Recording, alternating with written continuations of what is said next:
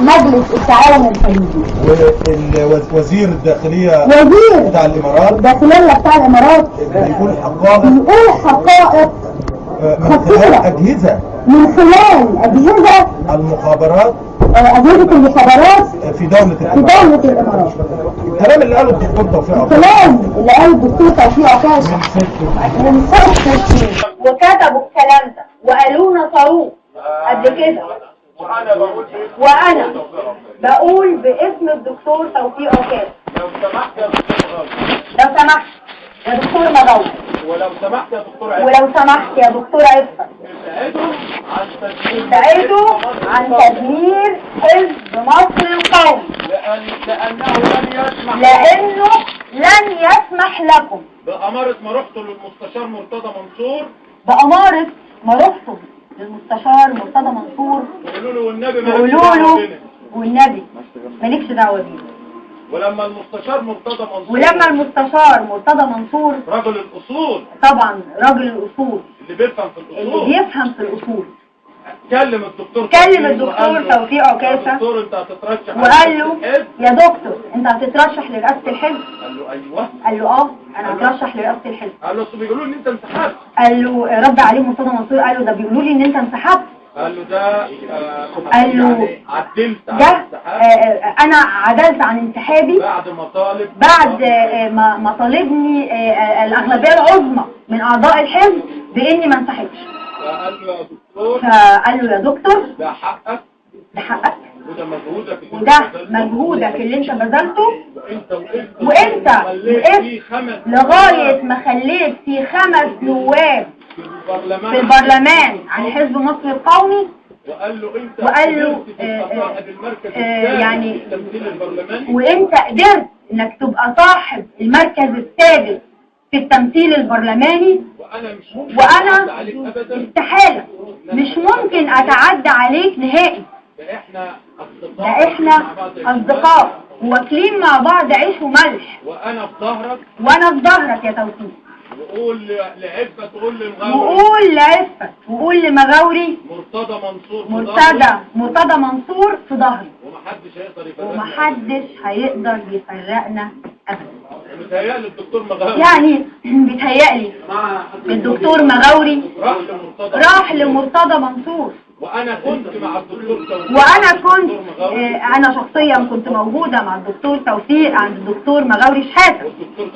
والدكتور توفيق قعد في الجلسة مع الدكتور مغاوري شحاتة وقال له يا دكتور مغاوري احنا عايزين نلم الموضوع عشان خاطر يا دكتور مغاوري انا مش عايز يبقى فيه انشقاقات في حزب مصر القومي اللي تعبت فيه واتبنى على كتافي انا والراحل طلعت السادات. وانا شاهد على الكلام وانا كنت موجودة وشاهدة على الكلام ده.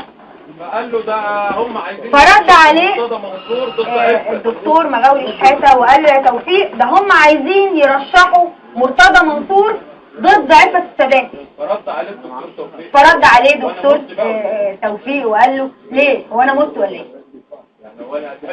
ده انا وكيل المؤسسين الثاني مع طلعت السادات.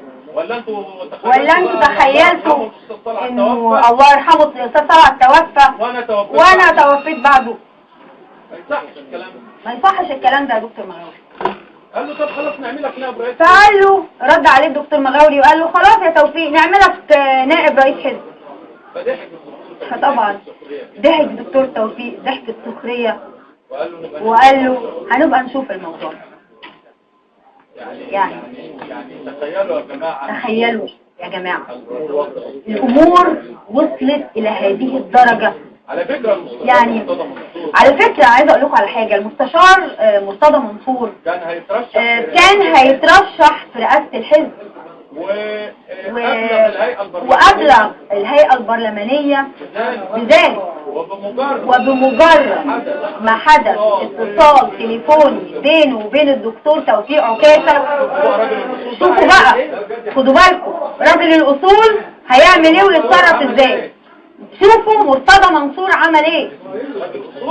راجل أصول قال مش ممكن يا عم توفيق اتعدى عليك ابدا انا في ظهرك.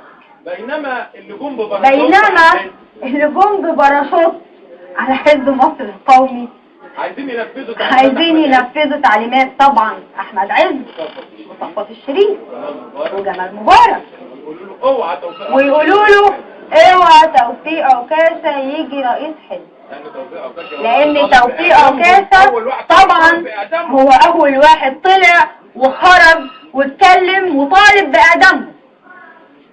شفتوا يا ناس الحقائق فين؟ شفتوا يا ناس الحقائق فين؟ وبكره باذن الله او بعد بكره على الاكثر هنعلن لحضراتكم على الشاشه بالمستندات والوثائق الضرب اللي ضربوه للحاج عبد السلام ابو خليل عكاشة اللي سنه 68 سنه، اللي سنه خدوا بالكم 68 سنة، وبيدعوا ان بلطجية كانوا جايين يبوظوا اللي هم عاملينه. والحاج عبد السلام طبعا عضو، ويعني عايزه اقول لكم كمان ان الحاج عبد السلام عكاشة هو عضو من الاعضاء المؤسسين ايضا لهذا الحزب، وعضويته الاستاذ عفت الدكتور عفت السادات والدكتور مغاوري الشافعي. عايز اقول لكم على حاجه. لا انا عايزه اقول لكم كمان على حاجه